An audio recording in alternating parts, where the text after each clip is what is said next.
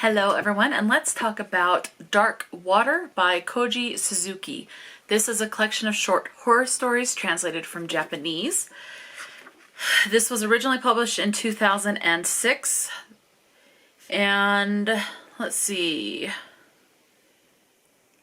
I don't see, originally published in Japan, and I can't pronounce the title of what it was, but it was originally published in Japan in 1996. So here in the US, 2006 is when this was published. This is a collection of short horror stories. There was no audiobook available when I read this book. And the translator is Glynne, Glynne, Walley, Walley. So it's short horror stories. I'm not going to go into a lot of stuff. For me, it didn't give horror vibes. So personally for me, I would say it's more leaning towards literary fiction than it is straight up horror. You have, in one of the stories, someone goes missing on this like little island and they have to cross the water. At one point, in another story, there's a child's shoe that is found, and then weird things start to happen on this boat. In another story, there's what I've heard it called as spelunking, where they go exploring caves, looking for caves, so they go and find a cave. And then something happens, and someone has to go through some water. So water is involved in all of these somehow, and these are again short stories, so I really don't want to say a lot going into it. What else can I say? So it says dark waters run deep. Yeah, I would say this is definitely more literary fiction. It was fine. It was still a fun read. I just would have liked this to have gone darker. This author wrote the book The Ring, which is what the movie is based on. So I went in expecting like horror on The Ring level, and it definitely did not give me that. This is, in my opinion, much more tame compared to The Ring. Now, I still want to look into more of this author's work. I still found it enjoyable. But again, probably leaning more towards literary mystery, maybe a touch of thriller rather than horror. Again, that's my opinion. It is tagged as horror and marketed as horror. I don't personally agree with that. So if you want just a little taste of some horror but aren't wanting something too scary, then I would suggest this. So let's go ahead and get in where I can't tell you a lot of stuff other than that each story involves water. So, and I personally have thalassophobia, which is a fear. Basically, if I can't see the bottom of a body of water, I want nothing to do with it. So I have no desire to go on a cruise. I don't even want to step foot in the ocean because you can't see jellyfish all the time. So, and other creatures that might be buried into the sand. I'm fine with swimming pools, except in those specialty swimming pools where they go way deep to where once a certain point you can't see the bottom. Want nothing to do with that area of swimming pools. But normal swimming pools at your local gym, perfectly fine with. So, but rivers, lakes, again, unless I can see the bottom, I'm a little bit okay with it. More so if it's a river or a lake compared to an ocean, as long as I can see the bottom. If I can't see the bottom, I want nothing to do with it. So that's my experience with thalassophobia. Anyway, so I thought personally this would be more scary, and to me, it just wasn't. So I think this is definitely more tame. Again, if you want to experiment with and like short stories, if you want to experiment with going into horror short stories, this would be a good place to start. Your content and your trigger warnings, you have divorce, and this is not in every story. This is just kind of randomly throughout. You have divorce, you have verbal abuse, you have abandonment, you have cancer, child abuse, domestic abuse, blood, gore, and death of a spouse and death of a parent. The other thing, as far as representation, now this can either go as a content or trigger warning for some people, and it could be representation for a lot of people too, and that is dementia is referenced in this, as well as aphasia. And it says, and I believe that was in reference to someone, I can't remember what that was in reference to, but aphasia is the loss of ability to understand speech and express speech. So I had to have look that up and find out what that is. So you have aphasia and dementia as your representations. And again, this takes place in Japan. So if you want a story that takes place outside of the US or Western culture, this would be a good place to go as well. Okay, now before I go into the words, I do want to look. So one thing I will say about this one, there is a prologue and there is an epilogue. Read the prologue, read the epilogue. I know that some people skip those, but you do need to read those. Those are their own little short stories, and so they are good to know about. So the first short story in this is Floating Water. So this first one follows a mother and a daughter. They go up to their roof, and let's just say there's a body that's found. There's a purse that's found, and suspicion of a body being somewhere. It was a little confusing, I will admit, but it's a purse that's found. The daughter wants to keep the purse. The mother says no, and thinks that some strange things are possibly tied to the purse.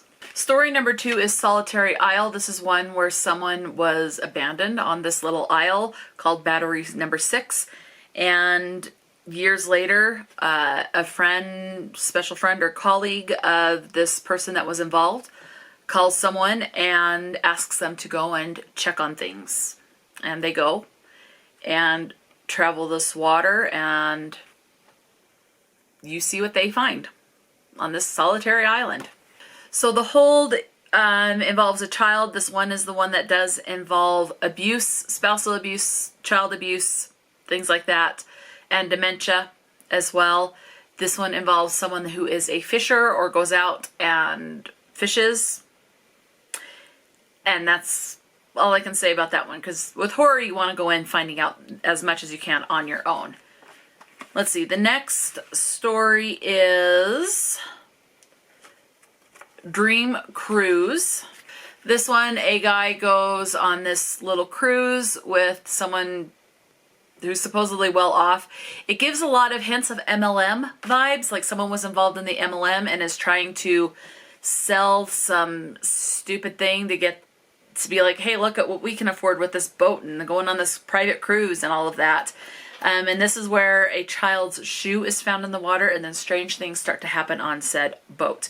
You have a husband and a wife who are trying to sell this opportunity to this one other guy. So if you're anti-MLM, you might find that, and like horror stories, you might definitely really enjoy. I've watched quite a few anti-MLM stuff just so I can kind of get red flags as far as, understanding when people are trying to sell me something that's not good. So Dream Cruise definitely is one to look into, because I do remember thinking that a lot of people that do anti-MLM stuff are very much against MLMs, whether it's Monet, I don't know, is one, and there's a bunch of them, even Avon, and I tried Avon at one point and I left it. I'm just not assertive enough to thrive in that business, so I know those types of things aren't for me anyway. But if you're definitely not for MLMs, you really might like the Dream Cruise in this. So you get the idea. Things happen and things like that. So yeah, that's pretty much all I can say. There are some more short stories in here, but I'm going to leave it at that. I don't want to say too much. As far as the words, in case you're still on the fence, let me tell you what the words are that some people might find offensive, and that you'll know if it'll pass your threshold of tolerance. So this particular edition is, with the epilogue, 282 pages. We have the word bitch 11 times, abortion once, piss 3, damn 4, seed once, hell 3, the word God once in religious context, God once with the lowercase g, so more like the mythological type God. And then we also have God again, not in a religious context, twice. We have the word bondage twice, whore once, shit once, suicide once, and breast once. And that's throughout this whole book, the 281 pages. That is not I did not separate into, oh, this story has this word that so many times and this one has that word. It's just out of the whole book. So now what I'm trying to do, which I am forgetting with ebooks, I'm doing better with the physical books. I do want to read the about the author that are in these books. So some other books by this author is Spiral, Loop, and Ring. That is the one I really want to do because that one's, the movie is right. That's a trilogy. So the movie The Ring, it's Ring, Spiral, and then Loop. Those are all, that's a series. Some other books, he's got Birthday. There's one called S, which I guess is a follow-up book to the Ring trilogy. And then there's some other books listed like Edge, Death and the Flower, and Paradise. So, all right, now let's get into the about the author. I always find these interesting. Okay, Koji Suzuki was born in 1957 in Hamamatsu, southwest of Tokyo. He attended Keio University, where he majored in French. After graduating, he held numerous odd jobs, including a stint as a cram school teacher, an unorthodox one who loved telling scary stories to entertain his students. Also a self-described jock, he holds a first-class yachting license and has crossed the U.S. from Key West to Los Angeles on his motorcycle. The father of 2 daughters, Suzuki is a respected authority in child rearing and has written numerous works on the subject. He acquired his expertise when he was still a struggling writer and house husband. Suzuki also has translated a children's book into Japanese, The Little Sod Diaries by the crime novelist Simon Brett. In 1990, Suzuki's first full-length work, Rakuen, or Paradise, is what U.S. English speakers will call it, according to the thing. So that book won the Japan Fantasy Novel Award and launched his career as a fiction writer. Ring, written with a baby on his lap, catapulted him to fame, and the million-selling sequels Spiral and Loop cemented his reputation as a world-class talent. Often called the Stephen King of Japan, Suzuki has played a crucial role in establishing mainstream credentials for horror novels in his country.